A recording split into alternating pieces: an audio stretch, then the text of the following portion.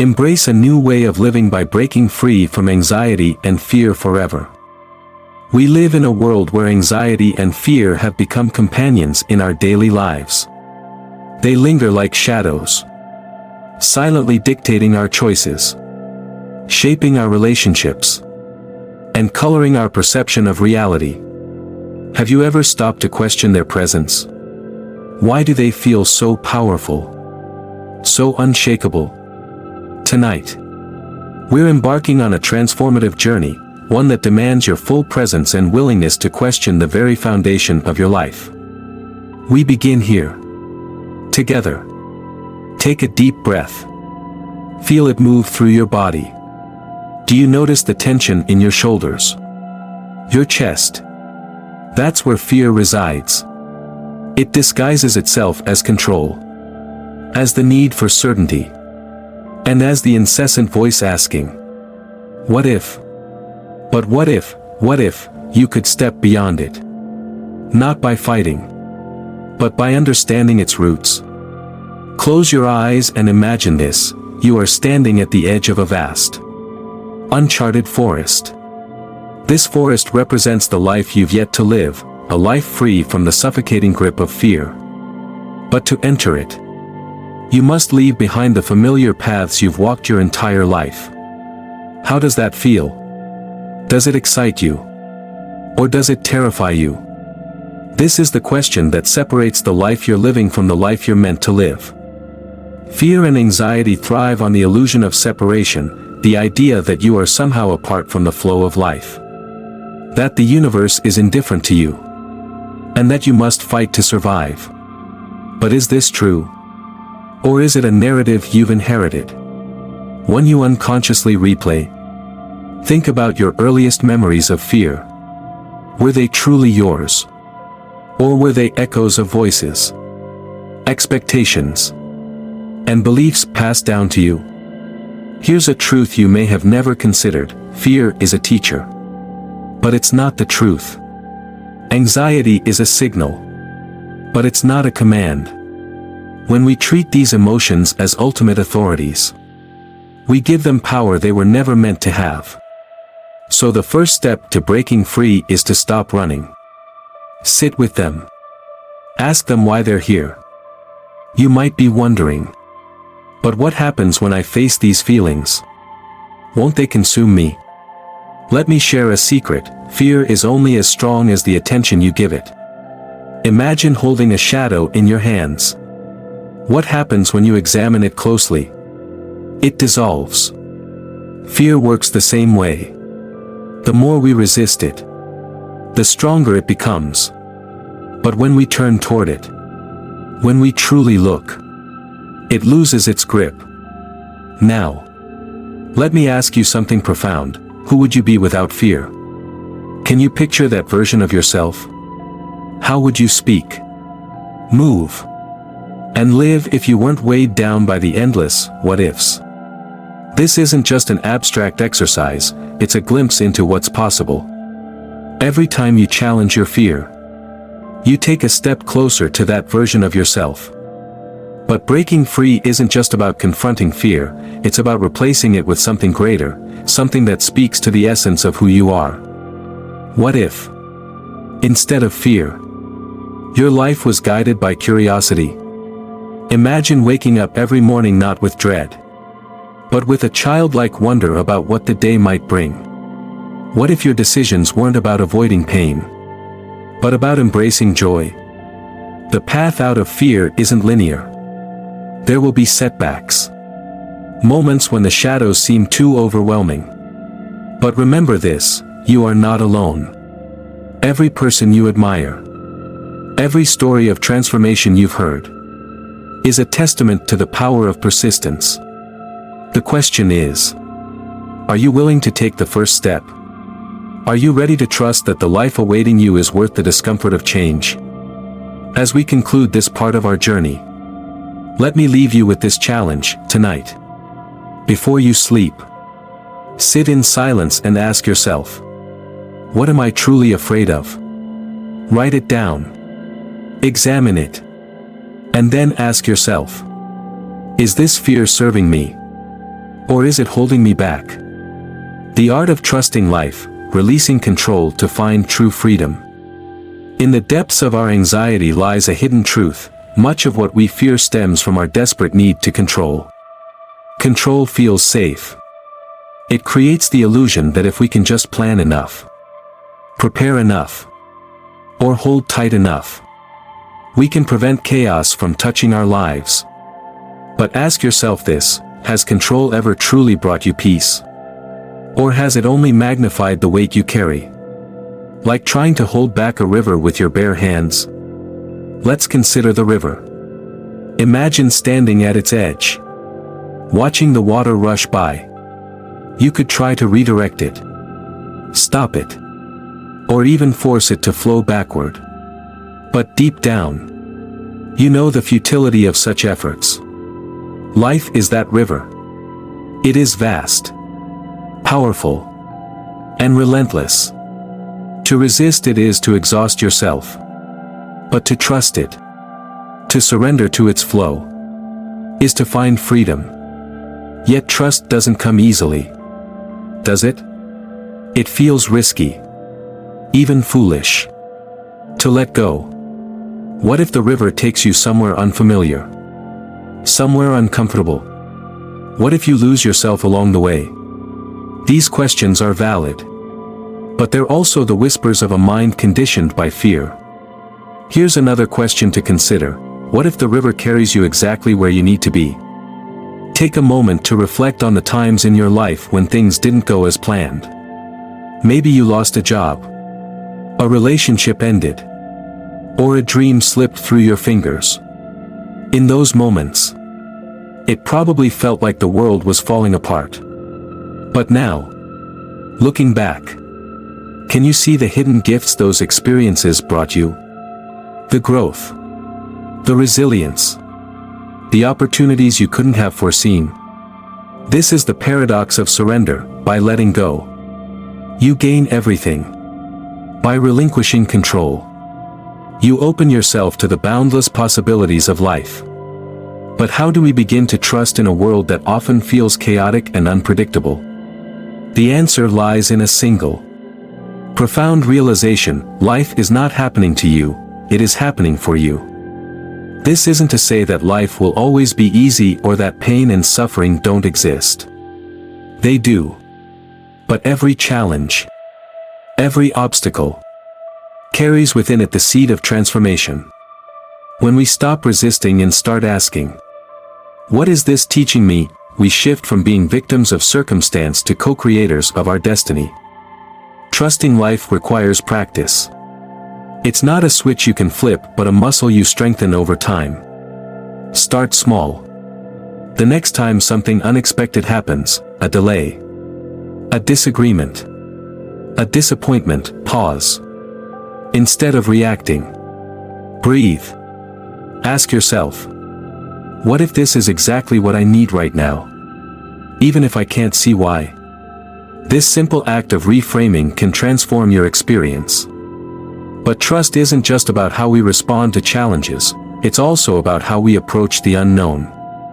Think about how often fear holds you back from taking risks, from pursuing dreams, from opening your heart. Fear tells you that the unknown is dangerous, that staying where you are is safer. But is it really? Or is clinging to the familiar slowly suffocating the life within you? Imagine standing at the edge of a vast ocean. The water stretches out endlessly, shimmering with possibility. You can stay on the shore, safe but stagnant. Or you can step into the waves, uncertain of what lies ahead but alive with the promise of discovery. Which choice feels truer to the essence of who you are? Let me ask you this: what would your life look like if you fully trusted it? If you stopped clinging to outcomes, stopped trying to control every detail, and simply allowed yourself to be carried by the current? Can you see the freedom in that? The lightness? The joy? As we move deeper into this journey, I want you to try something radical. For the next 24 hours, commit to trusting life. When fear or doubt arises, acknowledge it but don't engage with it. Instead, say to yourself, I trust that this is leading me somewhere good, even if I can't see it yet. Notice how this shift in mindset changes your experience. We'll close this part of our exploration with a final reflection. Trust is not about certainty, it's about courage. It's about stepping into the unknown with faith that the universe is conspiring in your favor. And here's the truth, it always is. The liberation of the authentic self, living without masks. What does it mean to be your authentic self? It sounds simple, doesn't it? Yet for many of us, the concept feels elusive.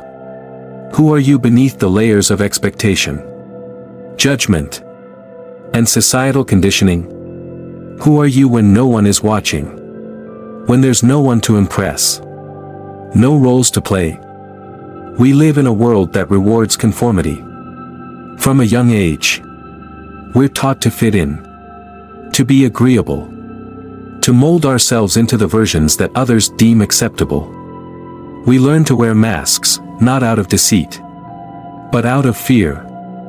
Fear of rejection. Fear of failure. Fear of being seen as we truly are. And so, piece by piece, we bury our authentic selves under the weight of these masks. Until one day, we look in the mirror and don't recognize who we've become. Let me ask you something profound. When was the last time you felt truly free? Not the fleeting freedom of a weekend escape or a moment of laughter, but the deep, soul-level freedom of being unapologetically yourself. Can you remember a time like that? If not, why? The masks we wear may feel protective, but they come at a great cost. They disconnect us from our essence, from the vibrant, unique energy that makes us who we are. And here's the irony, the very acceptance and love we seek by wearing these masks can only be found by removing them. True connection, whether with others or with ourselves, requires authenticity. It requires vulnerability. It requires courage. But how do we begin this process of liberation? How do we strip away the layers without feeling exposed? Without fearing that what lies beneath might not be enough? The answer lies in self-compassion. To uncover your authentic self, you must first create a space of safety and acceptance within. You must become your own sanctuary. Start by listening to the quiet voice within you, the voice that speaks not in words but in feelings, intuitions, and longings. What does it crave? What brings it alive? When do you feel most at peace? Most aligned? Most yourself? These are the breadcrumbs that lead you back to your authenticity. The journey also requires honesty, radical honesty. Take a hard look at the roles you play in your life. Are they true reflections of who you are? Or are they performances designed to please others? What aspects of yourself have you hidden away because you were told they were too much, too different, or not enough? Here's a practice to try. Write down every role you identify with: parent, partner, friend, professional, etc. For each role, ask yourself, am I showing up as my true self in this role? Or am I wearing a mask? Be gentle but honest with your answers. This exercise isn't about judgment, it's about awareness. Now, let me ask you a challenging question. If you could shed all expectations, yours and others, what kind of life would you create? What would your days look like? Who would you spend them with? What would you do? Not because you should, but because you want to. This vision is a glimpse of your authentic self in action. Living authentically doesn't mean you won't face challenges. In fact, it often means facing greater resistance, especially from those who've grown comfortable with the roles you've played. But remember, the discomfort of stepping into your truth is far lighter than the burden of living a lie. As you walk this path, You'll find that authenticity isn't about perfection. It's about alignment, aligning your actions, choices, and relationships with your deepest values and truths. It's about living in integrity with yourself, even when it's difficult, even when it's inconvenient. Here's the paradox: the more authentic you become, the more magnetic you are. People are drawn to truth because it's rare and powerful. When you live without masks, you give others permission to do the same. Your authenticity becomes a beacon, lighting the way for those still searching for themselves. We'll close this part with a reflection. Imagine standing in front of a crowd, holding a mask in your hand. The mask represents the roles, expectations, and fears you've carried. Now, imagine setting it down, stepping forward, and saying, "This is me. Unfiltered, unapologetic, unstoppable." How does that feel? What would it take for you to make that vision a reality? You've taken a bold step today, one of understanding fear, surrendering to trust, and now, reclaiming your authentic self. But the journey doesn't end here. Creating a life that resonates with your soul's true frequency. What does it mean to live a life that resonates with your soul's true frequency? Imagine your life as a symphony. Each moment a note, each choice a chord.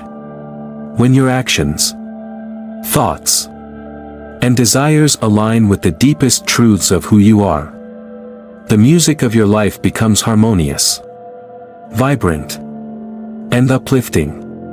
But when they don't, the melody falters, the rhythm breaks, and you feel out of tune.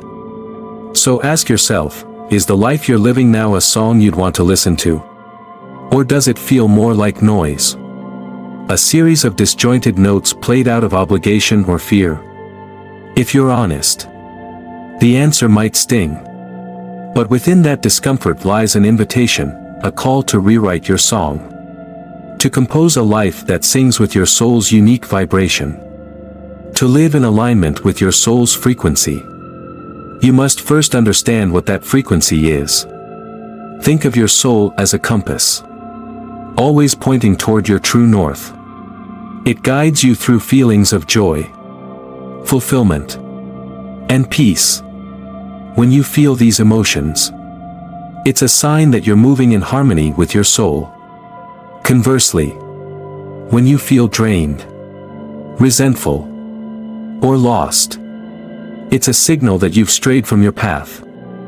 Let me share a truth that might shift your perspective. Your soul doesn't care about external success. It doesn't measure worth by the size of your house, the number of zeros in your bank account, or the accolades on your wall. Instead, it craves depth, meaning, and authenticity. It asks, are you living with purpose? Are you contributing to the world in a way that feels true to you? But here's the challenge: our modern world often drowns out the voice of the soul. We're bombarded with messages that tell us what we should want, how we should look, and who we should be. It's easy to lose ourselves in this noise, to mistake society's expectations for our own desires. The antidote is silence. True silence, not just the absence of sound but the presence of stillness. Take a moment now. Close your eyes and breathe deeply. Let the external world fade into the background. In this silence, what do you hear? What does your heart whisper when it's not trying to shout over the chaos of daily life? This is your soul speaking, and it holds the answers you seek. Living in resonance with your soul's frequency requires courage. It means making choices that might seem illogical to others but feel deeply right to you. It means saying no to opportunities that don't align with your values, even if they come with enticing rewards. It means trusting that the universe will support you when you choose authenticity over conformity. Let me ask you a profound question.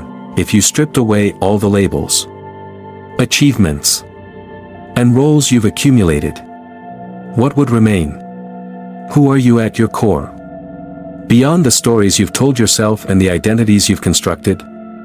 This isn't a question to answer quickly, it's one to sit with. To explore. To let unfold. One of the most practical ways to align your life with your soul's frequency is to cultivate intentionality. Start each day by asking, what do I want this day to feel like? What actions can I take to create that feeling? It's not about checking off tasks, it's about embodying the energy you wish to live in. When you approach life this way, even mundane activities become infused with meaning. Another powerful practice is to reevaluate your commitments. Look at how you're spending your time, energy, and resources. Are these investments creating a life that feels aligned and fulfilling? Or are they draining you, keeping you tethered to a version of yourself that no longer resonates?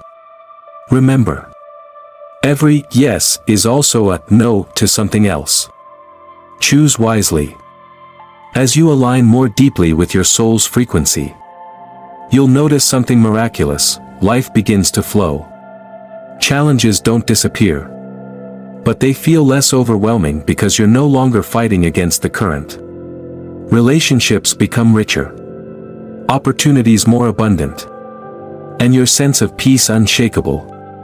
This is the magic of living in harmony with yourself. But let me leave you with this final reflection. What legacy do you want to leave behind, not in terms of material wealth or accomplishments, but in terms of energy, impact, and love? When your life comes to its close, will you be able to say, I lived fully, fearlessly, and authentically? If the answer is no, what can you do today to change that? You now hold the tools to break free from anxiety and fear, to trust life, to embrace your authentic self, and to create a life that resonates with your soul's true frequency.